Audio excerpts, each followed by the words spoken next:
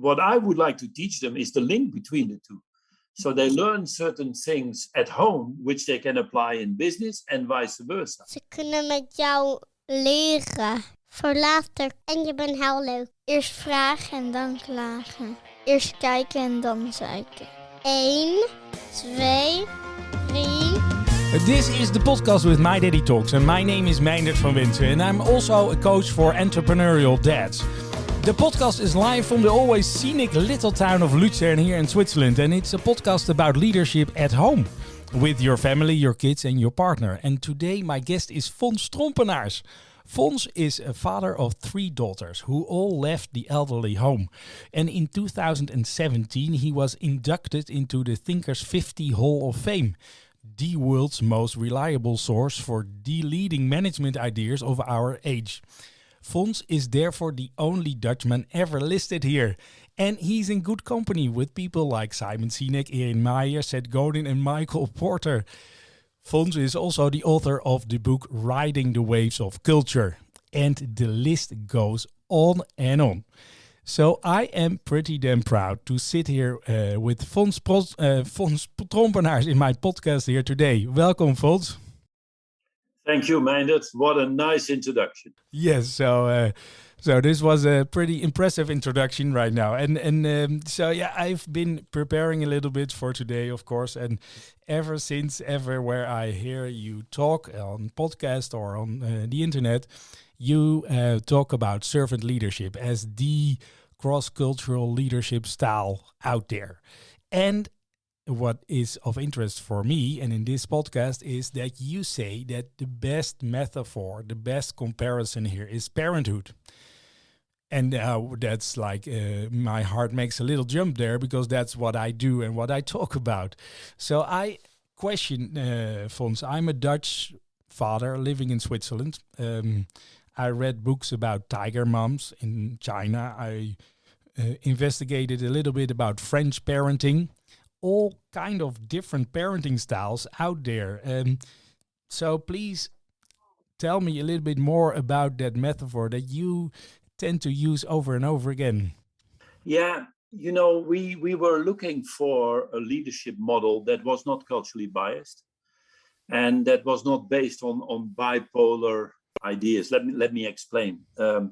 What we mean with cultural bias, if you read an American author on leadership, you smell America, and it's easy because every 5 years they say the opposite, even the same author, you know, then it's vision and suddenly it's execution, then it's courage and suddenly it's caution, and I say that's very American. If you go to the French literature on leadership, you have did you go to the École Polytechnique, are you male, born in Paris, so grand patron, etc.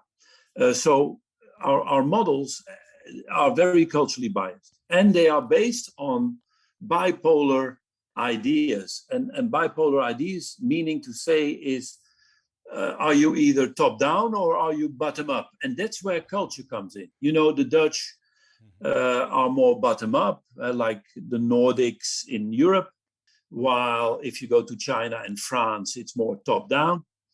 And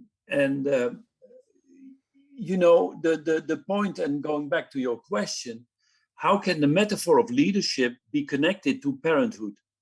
And the answer, like for leaders in a multicultural team, is that you all face the same dilemma. You know, the French might say top down, but they're facing with the problem of bottom up. And if not, you get a revolution or a strike, which is a mini revolution. Because it's all top down, but the dilemma is still there. While in the Netherlands, it's all bottom up, and so, the challenge is... let me try to recapitulate and see if I understand it in my metaphor of parenting. So you say a French father would maybe think about me as my loose locker Dutch style fatherhood. That's not a good father, but we have exactly the same dilemmas that we face as a father with children. We only have different directions and different convictions how to do the best out there for our children. Is that basically what you say? So Yeah. In fact, we have the same dilemmas, but it's our culture that gives us a different starting point. can we maybe do you have an example of a dilemma, like a clear example of dilemma, and see if we can bring that back at home with our kids? Yes, and in fact, thinking a bit about this podcast, I was thinking, what are the 7 meta dilemmas of parents, which in another session I would call the 7 basic dilemmas of a leader. And they're exactly the same. So the first one is rule versus exception. You know, as a father or a mother, do you go for the rule, or do you want to adjust the rule to the exceptional case your child is in? Okay. And in business, you say that the rule, in fact, is the best way to test an exception, and the exception tests and proves the rule. In parenting, it's indeed, you always hear consistency. You have to be consistent as a parent. Because if you're not consistent, you can't give an exception. Because if you're always exceptions driven, it's chaos. Yeah. And if you're rule driven, the children are gone at age 15 and says, "Thanks, Mom, I know the rules. Bye-bye." Exactly. But I know families where the rule is dominant. Yeah. And the exception is an exception. So I live in Switzerland. So my example was like, I'm a Dutch father living in Switzerland, the land of rules. No, Corona is not happening here because we all live up to the rules. Exactly, and you see it in a restaurant. You know, if you go in a Dutch restaurant with children, it's chaos. And the argument is, but it's a restaurant, it's exceptional, and let them play. But the point is, the dilemma is the same for every parent.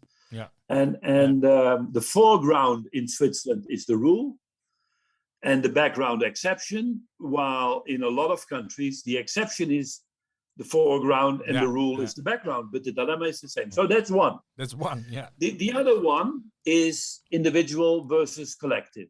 Are you more giving people autonomy individually? Or do you say, no, are you a good family member? Now, by the way, my mother is French. My father is Dutch. Yeah. When I was 17, living in Amsterdam, all my friends went out of house.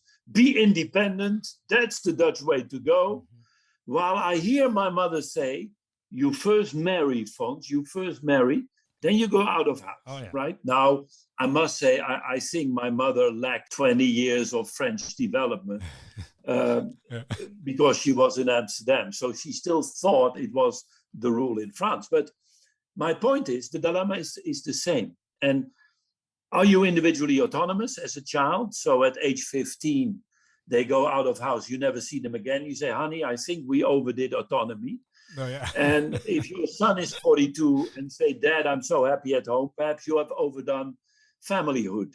But what the parents everywhere in the world try to do is, how can I make my child so independent that in their independence they choose to become a good family member? Yeah, and it's also so if I related to my 4-year-old daughter,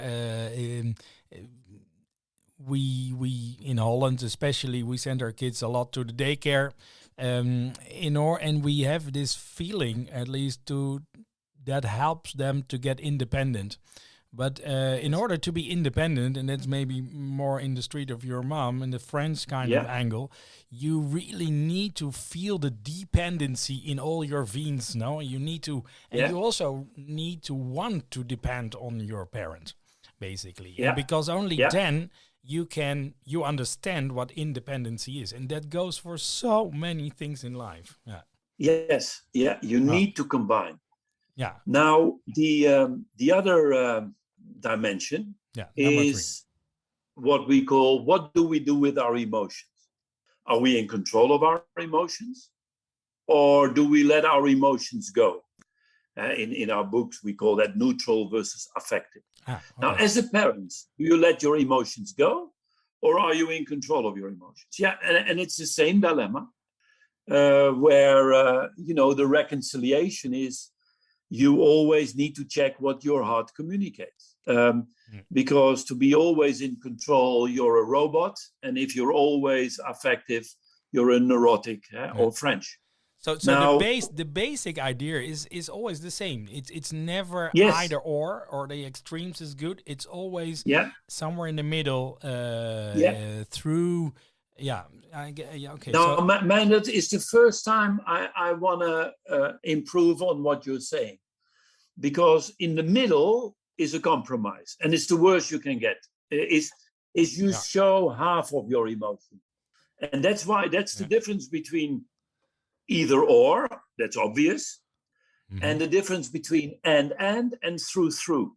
And is, sometimes you do this and sometimes you do the other, but through is that, and I very often tell my wife, if you are not always emotional, your emotions make much more depth, right? In other words, the context of being rational and controlled gives emotions much more depth than those who always shout, right? And vice versa. If you shout a lot and you show your emotions, the moment of silence makes an enormous impression, right? So culture is always about that's where you say the one goes through the other, no? That's where you wanted to correct me here. That the one goes through the other, and is that so that the one goes through the other, so it strengthens both ends of the extreme because it goes through the other. Yeah, okay. Yes, and if you picture a dual axis, an x and a y axis, then point, if it's a grid of 10 by 10, 5, 5 is the compromise, is the middle. And there is a helix, a spiral going up to 10, 10, and even further. Yeah. And the spiral going up is the learning phase that your emotions get deeper and silence is deeper, etc., etc., if we stick to that example. Yeah. Another one, and I'm happy that we do both, the examples, but also the theory behind it, which is always the same. And my favorite dimension also for parents is what we call specific versus diffuse. And let me explain. It was developed by the psychologist Kurt Lewin, a famous psychologist if you're in psychology. And he, as a German, went to America as a Jewish guy in the 30s. Good idea. And he went to America, and he describes in some of his articles, his culture shock in America. He says, Americans are amazing people. You hardly know them and they talk to you. While we in Germany take some distance in the beginning, and then we go deeper. Now, the picture that I drew from it is that the Americans are like a peach. And a peach has a lot of accessible flesh with a tough nut in the center, difficult to access. But the outside is easy, right? And the Germans are more like a coconut. The coconut is difficult to enter, but once you're in, it's soft. And it gets softer and softer the deeper you're in, right? Now, it means that peaches have easy contact, but as we say, rather superficial, right? And I'm not saying, because this is obviously a stereotype, and the relationship you have is specific according to a certain subject. And it shows in titles, your Dr. Trompenaars in the university, but your Fons at the barbecue. That's typically American. In Germany, your hair doctor everywhere. Your Frau is Frau Doctor. Your kids are little doctors. Everything is doctor. But initially, the coconut doesn't have a relationship. They call you Sie and not du. But once you're in, you share everything. Now, the big problem is when the peach meets the coconut. And now I use this because it's a dilemma. Namely, the coconut, although it takes a bit of time, is taking everything into consideration once you're due. That's why your wife is Frau Doctor and you are hair doctor and everything is doctor. While in America, you're only doctor in university and Fons at the barbecue. Exactly. Now, that means that Germans, as an example, as a metaphor, are more holistic. That's why they are Gestalt, they are ganzzeitlich, they are Weltanschauung, the whole bloody thing. While the American is cut the crap. What is this about, right? Now, let's go back to parenthood. Every parent, do you go on the specific issue or do you want to see the big picture? And for me, the reconciliation is what is called moments of truth. The moment is specific. The truth is diffuse. In other words, a good parent picks the right moments to go deep. Yeah, yeah. Okay? Okay. And yeah. moments of truth is a wonderful concept that for leaders works, because as a leader, if you're always hammering on the same, it doesn't work. Like a parent, shut up, Dad, I know. But there are moments where you have this little discussion or a good glass of wine with your parents, if you're a little older, where you say, oh, wow. And you as a parent feel, here I need to go deep. But let's not go deep at every moment because children get crazy. And Fons, so I love this example and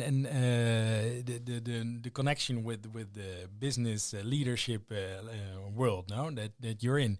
Is it so that you tend, as a parent, to ask a lot of questions on your kids, and as for example, they come home after school and you say, "Okay, how was school?" And they say, "Yeah, right," and they go on with life. So, what I try to do, because the thing that any parent wants in life is that the kids share everything that's within themselves. No, that's our biggest worry, basically, because we want them and to tell us. Sometimes you hope they don't. And but then still you like it after all.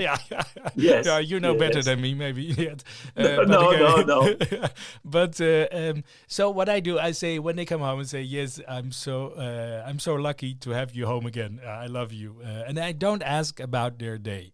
And then, but I have like an antenna. I try to imagine myself with an antenna that when that moment comes by, when they are willing to tell me everything what's them inside of them, that specific moment, I'm there for them and I'm all ears and I ask the questions that I want.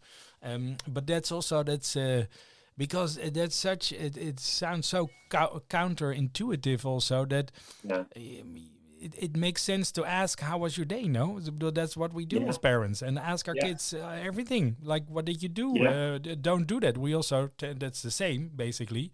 That's maybe even worse. Don't throw. Don't bite your sister. Don't hit your brother. Don't do that. Don't do that. That's there's a similar. No. I think your examples are perfect.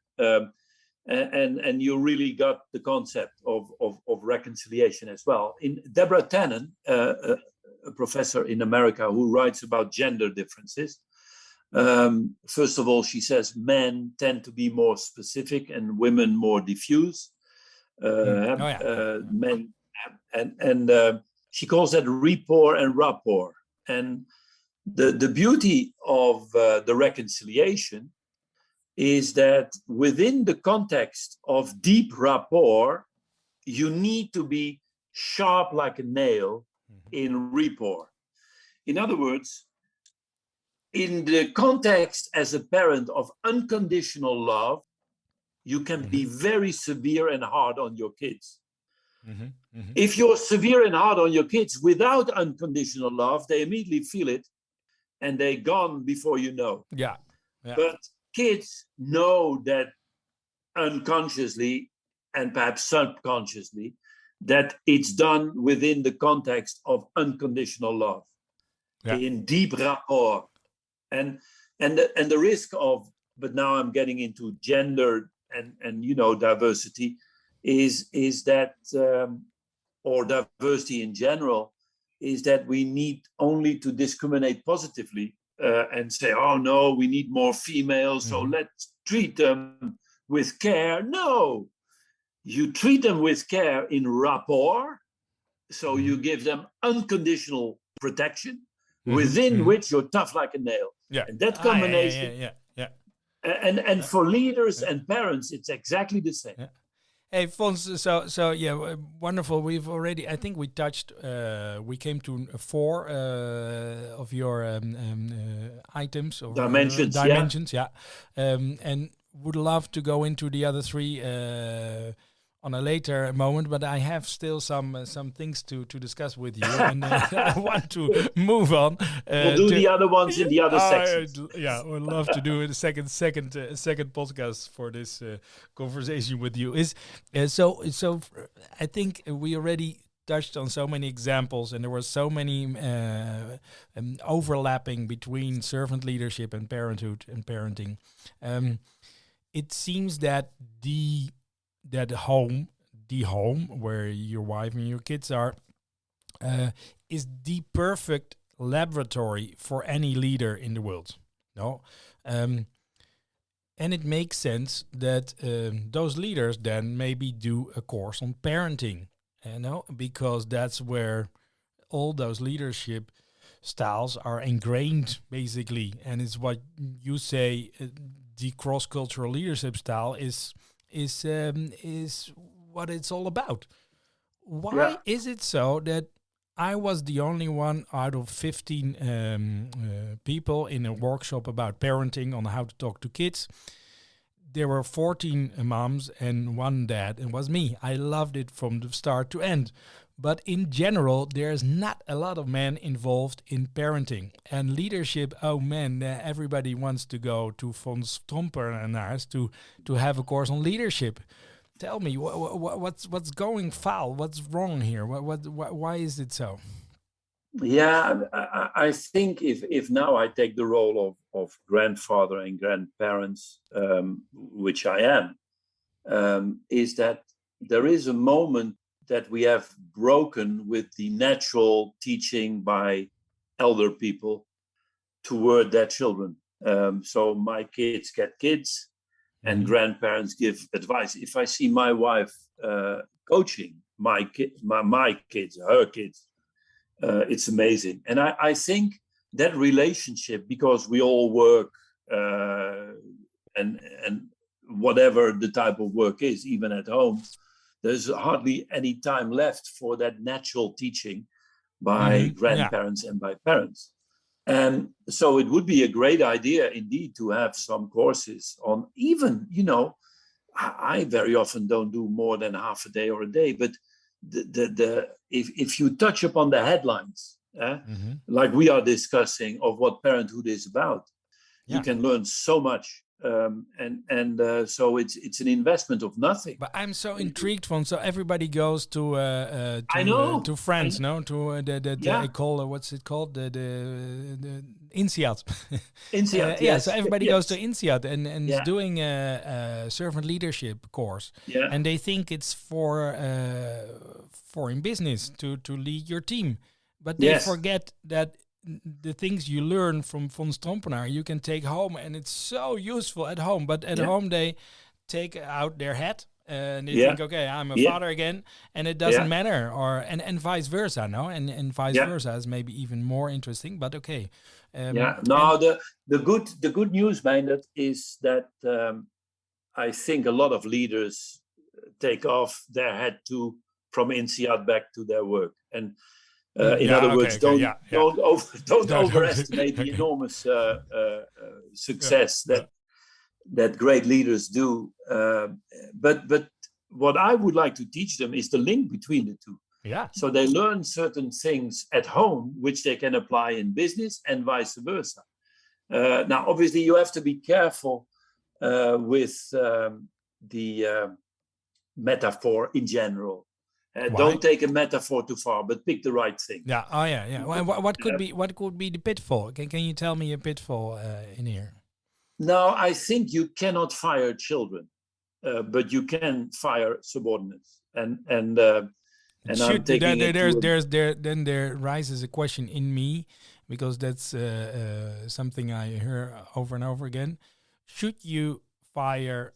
Should you start a relationship in business with the idea to fire someone. What would be the implication if you start a relationship in business and you cannot fire someone? Yeah, no, it's very interesting, and there are good leaders who would never fire anybody, but going back to servant leadership, even firing, which is a heavy word, but asking people to find another place elsewhere, could be done out of love, because there are people who just don't fit the environment in which they're working. With kids, you cannot do that. But I agree, in principle, if your idea, like you find in the hard capitalistic system, is that you hire people with the idea already that you might fire them, is a very wrong idea. Yeah. So you start, you already start on the wrong path, basically. Yes, and that's why family business, literally family business, is so much more successful than the large conglomerates. It's amazing if you look at even the Netherlands and even the US. If you see the percentage of family business driving GDP, then it's amazing. In Italy, it's the highest, I think over 75%. But in the Netherlands, it's still close to 60%, And we have big multinationals. And so the family business is doing so well exactly for that reason. Yeah. So, okay, so that pitfall didn't really fall very hard, but no. maybe. But I agree. I agree with your conclusion that if that is your first thought, like, let's hire them because I can fire. Yeah, exactly. That's the wrong. That's the wrong answer. That's the wrong. Okay. So we're nearing the end of the podcast, and I wanted to discuss with you one final angle to this topic. So we came through several insights, and we see, servant leadership is very close to parenthood. What could be the implication of this in the world? If leaders in the world are willing to really take it down at home and look themselves in the mirror and see, I'm this boss in my company, but at home I'm basically the same boss for my family, or the same leader for my family. I lead my kids into maturity, just like I lead my team into a career, into success, into a successful whatever. There's no difference there. Let me learn from what could be the implication. Difficult word. Yeah, it's perhaps implementation is also an interesting one, because I'll give you an example in a second. But the definition of servant leadership by Greenleaf is close to enabling others to perform better. And for a parent, that's natural. You're there for your kids. Yeah. And you're tough, but you do it for your kid, not for yourself. It's awful to be tough. Yeah. Yeah. And in great leadership, that's the case too. I mean, all the icons in religion, all the big heroes in politics, from Mandela to Gandhi, were servant leaders. They were never there for themselves, but to enable others to perform better. And performance can be much more than making money. But in thinking about it, sorry, Fons, it's scary, because it's exactly what it is. And if we take it a step further, when my son is 18 or 19 or 17, the moment that he's ready to fly out, he doesn't need me anymore.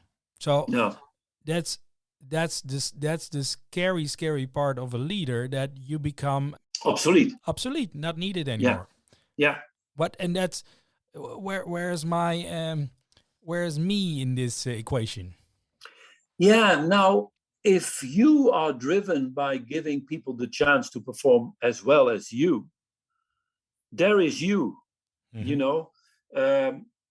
The fact that you're obsolete is a blessing in the sky, because you did everything to make your child not stay at home. to make them independent. But what happens And with my pension? So I need to pay the bills for the rest. Also, after I make my team promoted into nice careers, what you go happens to me? your parents. Yeah. Okay. Yeah. No, but Yeah. let's not mix too many things because your pension and the future development of income, obviously in a family situation, was very often based and is still based for 75% of the world on the number of children you have, so they can take care of you. Okay. Yeah. But I think as a parent, and I think also it should be as a leader, it's wonderful to give so much to young people so they can do their own world, which indirectly will come back to you. Mm-hmm. And if it's a family-owned company, then it could be done by shares or what have you. But for me, even, and let's take my own position. I'm now 68, and we run a business around licensing people. The best fun you can give me is not, oh, they sold some tools that we give to them. No, is that they are independent, doing their own stuff, and have the same fun in their work as I once had. Mm-hmm. And that gives me to an implementation. And I learned a lot from Bob Galvin. Bob Galvin was the CEO of Motorola when Motorola was at the top of their reign. And Bob Galvin introduced a system called individual dignity entitlement. And I'll make the link to Parenthood in a second, because this was Motorola. Just before the success of Nokia, it was Motorola. And he said, there are 5 questions that you need to answer yes or no to. And the questions were, is the work you're doing for Motorola meaningful to you? Yes or no? And this was 4 times a year with your boss. Mm-hmm. If the answer was yes, you go to the second question. So if you're lucky, if you have little time, you're done in 5 minutes. Yes, fine. Mm-hmm. But if there was a no, like the second question, do you have enough resources to do your task well at Motorola? And the answer is no. It was not the responsibility of the subordinate, but of the boss to make it a yes the next quarter. Now, that's how you implement servant leadership. Yeah. And implicitly, that's what parents do to themselves. Yeah.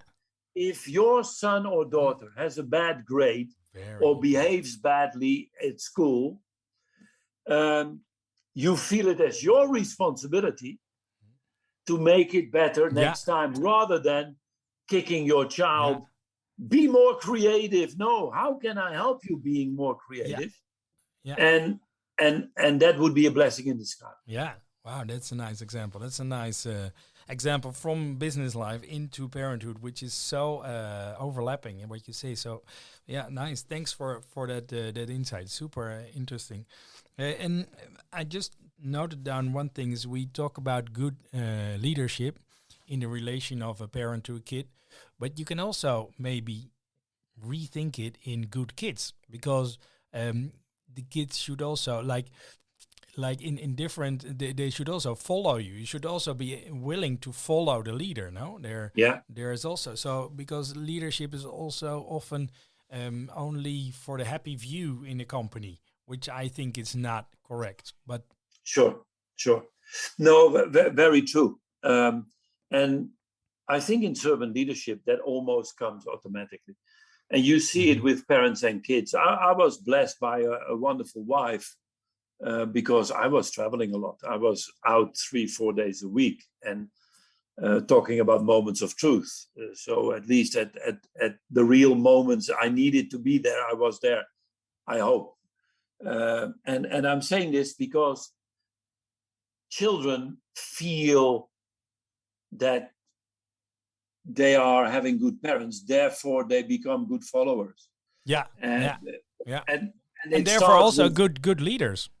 Yeah, because they know what it is to be nice to follow. And it's a bit a topic that is very often seen as something that is not appreciated in especially the Netherlands, where that's why we call power difference, we call power distance, which in many cultures is not the case. There is a big power difference, but we're very close, right? And that is something that following people is as much fun if you do it out of respect as being a leader. Yeah. And I think with servant, let's take the extremes. If you're a dictator, following is very difficult because you don't have a choice. If a leader never gives direction, so the opposite of dictatorship, like the Dutch government at the moment, and they keep on talking. And I'm saying this because that doesn't create good followers either. No. Because in both cases, there is a lack of respect. Yeah. But good followership is trying to combine top down with bottom up. Yeah. And in business, you often hear, I talked with Remco Klaas and he was very clear on that. He said, well, in business, you have to choose. No, either you're a leader with the vision, or you're the manager and you follow through execute what the leader says. No, but to combine the two is kind of difficult. And then I told him, yes, that's interesting, Remco, but in Parenthood, that's not an option.